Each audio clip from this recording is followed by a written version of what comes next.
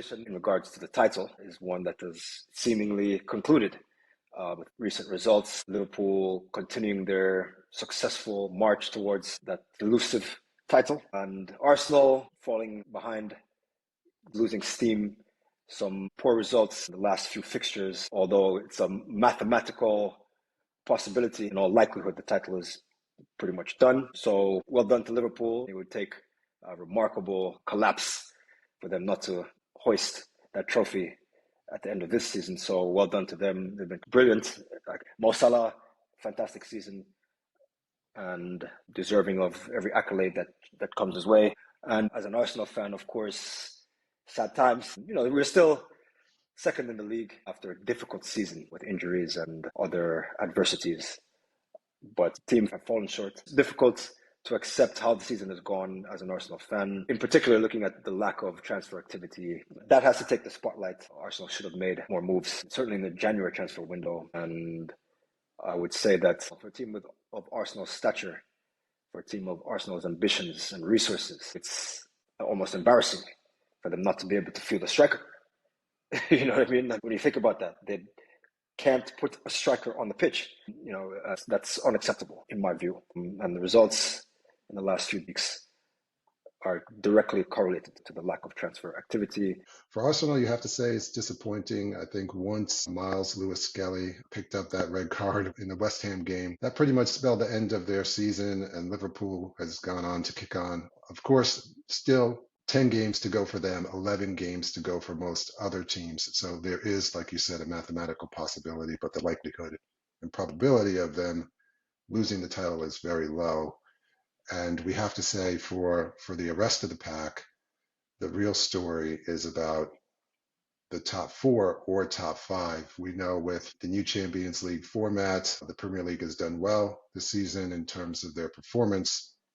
So the coefficient might give the Premier League a fifth spot. So really we're talking about the top 4 or 5, and that race there looks like it's heating up, and we really can't say at this point who is going to be a favorite to be in that top 5. We see the likes of Arsenal, Manchester City, Chelsea, Bournemouth, Brighton, Aston Villa, Newcastle. Those are a lot of teams, maybe Fulham as well, all within striking distance. The top 4 race or top 5 race probably is closer than it usually is. Do you have any thoughts on who you think will be in that top 5 come the end of the season? When you look at the table, you look at the top half of the table, you have 7 teams who are within 6 points of each other. All of those teams have a legitimate chance to make the Champions League.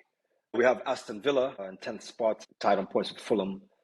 Aston Villa made some signings which are looking pretty useful. Asensio, Rashford, Marlon, they've bolstered their attack. Fulham, they've had a pretty good season. Brighton have also been impressive. João Pedro doing his thing. Mitoma really excelling. Bournemouth, we've talked about Kluivert, Semenyo. All of these teams, they're all very difficult teams to beat.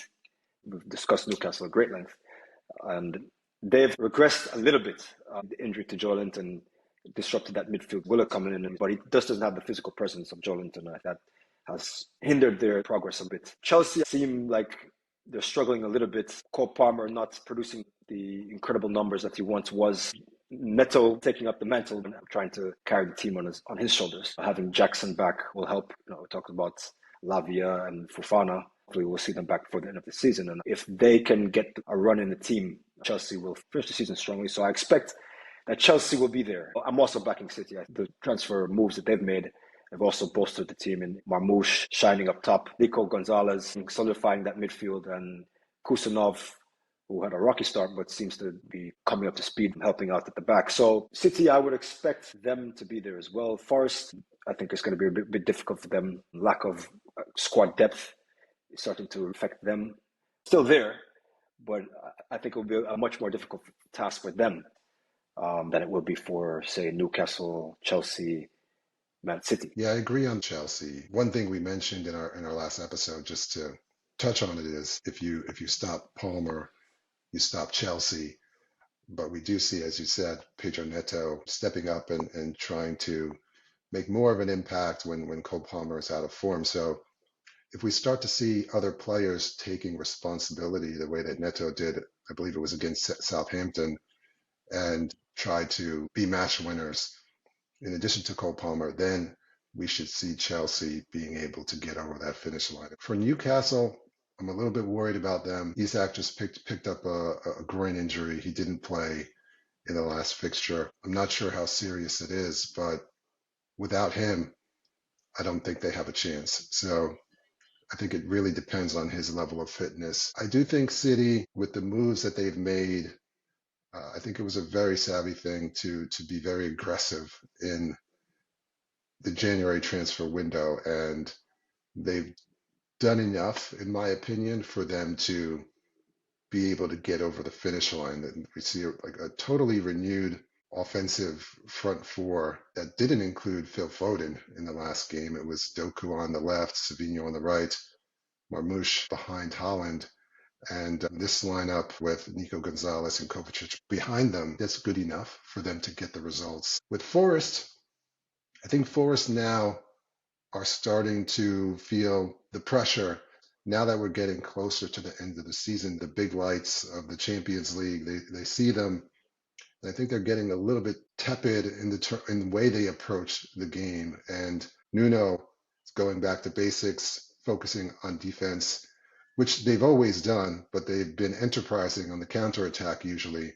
And maybe that is going to get lost a little bit with an overemphasis on defense. So once you change what got you to where you are, the results can change as well. I look at Aston Villa and I see the team sheet or the squad sheet and think this is the most talented team outside of the teams that we just talked about. But for whatever reason, they're very inconsistent.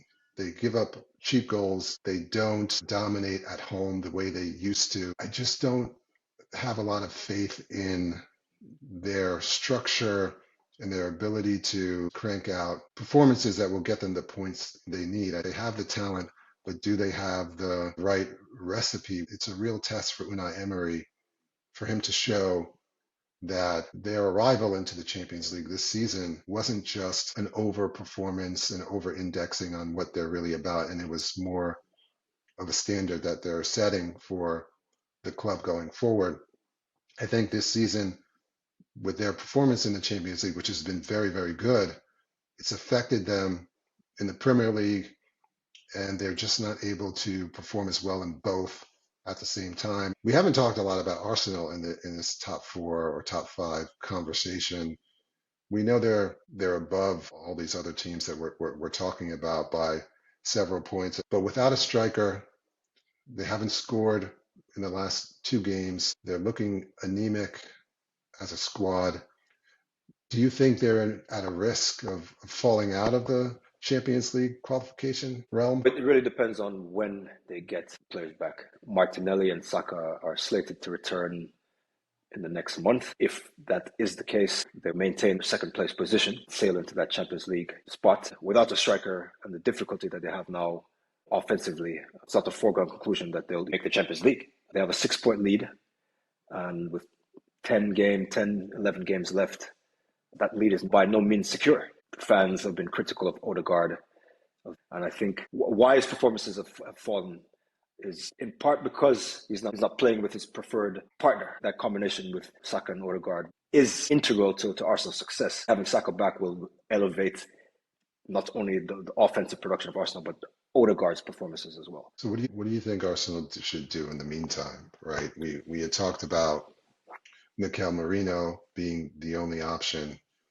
for that number 9 slot, but in the last two games, he's been not able to be effective from an offensive perspective and find the net. And Arsenal have not scored for two fixtures now. How do you think Arsenal should adjust, if at all, in this period before Saka comes back and when he's ramping up to full fitness after he returns to the squad? In our last podcast, I expressed the necessity for them to really secure themselves at the back. We saw in the game against West Ham that once they went behind, they had no answer going forward. They can't allow that to happen. Conceding goals, cheap goals, you can't really legislate for moments of individual brilliance, but that was not the case on that occasion. It was just a lack of awareness and lack of defensive communication and structure. And that's not usually the case with Arsenal. They start at the back, not conceding goals. Secondly, the lack of options, of course, is there for all to see. Merino, not a striker, but he is the only option Arsenal have up top. He's not going to produce every game, and you can't expect that of him. But he does still have qualities that can help Arsenal, putting crosses in the box. What Arsenal need to do is to get more production from their midfielders, Odegaard and Declan Rice in particular. In times of adversity, you need your leaders to step up, to do a bit more than they usually do. Arteta has to find a way to get Martin Odegaard and Declan Rice scoring goals. They have the ability to score. So it's just about finding those combinations where you put them in positions that are more advanced. It's about creating a structure that allows them to contribute more offensively. You mentioned Martin Odegaard and fans being a little bit frustrated with him. I saw in the game against West Ham, Arsenal had a free kick right outside the box. Raheem Sterling had recently come onto the pitch. He allows Raheem Sterling to take this free kick and he proceeds to smash it right into the midsection of the wall. To me, Martin Odegaard has to play like a captain now. And I don't think that was a moment where he didn't show a captain's mentality. He should be more commanding in the way he plays. He's a top player in terms of talent, but the mentality and transferring that mentality to his teammates, I think that's where he can improve. I wouldn't say that Arteta is rigid, but I don't think he's creative. He's in a bind now, and we all recognize it's very, very difficult. But I think you're spot on when you say Declan Rice, Martin Odegaard, these guys need to start scoring. They're capable of scoring.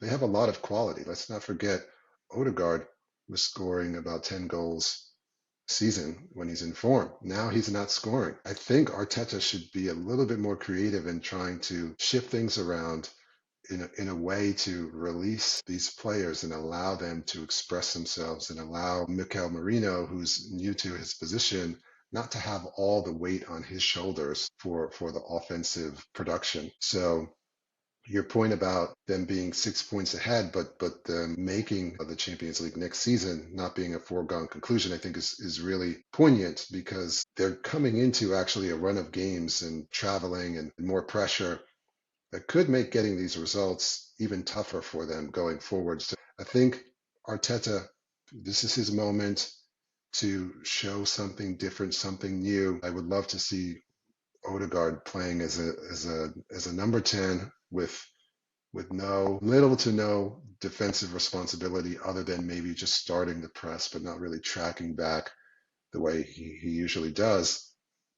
Maybe that gives him the energy, also the ability to get into positions where when Arsenal do win the ball back, and they're very good at winning the ball back, as we know their defense is fairly solid, then he could be in a position where he can create more. The opportunity is there to have Odegaard be the star of the show, have Declan Rice playing, in a way that is a little bit less predictable, and the results maybe can come. But I think the top 4 and the top 5 race overall is pretty exciting from the perspective of we really don't know what's going to happen. And I think overall it could turn out a lot different than what we're predicting here. We just have no idea. All right, that's a wrap. Premier Bros, thanks for joining us. If you like what you heard, please subscribe. Let us know what you think in the comments, and we look forward to seeing you again soon.